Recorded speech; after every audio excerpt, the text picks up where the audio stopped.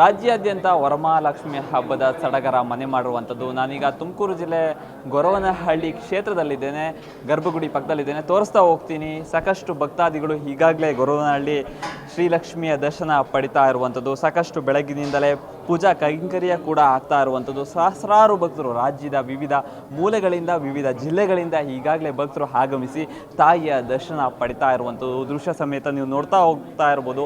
ಸಾಕಷ್ಟು ದೇವಾಲಯಕ್ಕೂ ಸಾಕಷ್ಟು ಅಲಂಕಾರ ಮಾಡಿರುವಂಥದ್ದು. ಈಗಾಗಲೇ ನೀವು ಲಕ್ಷ್ಮಿ ಕೂಡ ನೋಡ್ತಾ ಇದ್ದೀರಾ. ಸಾಕಷ್ಟು ಅಲಂಕಾರ, ವಿವಿಧ ಬಗೆಯ ಹೂಗಳನ್ನು ಬಳಸಿಕೊಂಡು ಸಾಕಷ್ಟು ಅಲಂಕಾರ ಕೂಡ ಮಾಡಿರುವಂಥದ್ದು.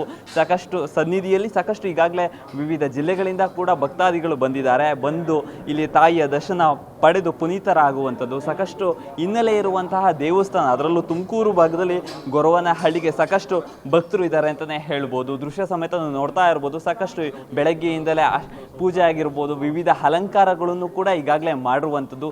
ಸಾಕಷ್ಟು ಭಕ್ತರು ಕೂಡ ಬರುವಂತಹ ಹೆಚ್ಚಿನ ನಿರೀಕ್ಷೆ ಇರೋದ್ರಿಂದ ಇಲ್ಲಿನ ಆಡಳಿತ ಮಂಡಳಿ ಕೂಡ ಸಕಲ ಸಿದ್ಧತೆಯನ್ನು ಮಾಡಿಕೊಂಡಿರುವಂಥದ್ದು. ಕ್ಯಾಮ್ರಾ ಪರ್ಸನ್ ಸಂಜಯ್ ಜೊತೆ ದೀಪಕ್, ಪ್ರಜಾಶಕ್ತಿ ಟಿವಿ, ತುಮಕೂರು.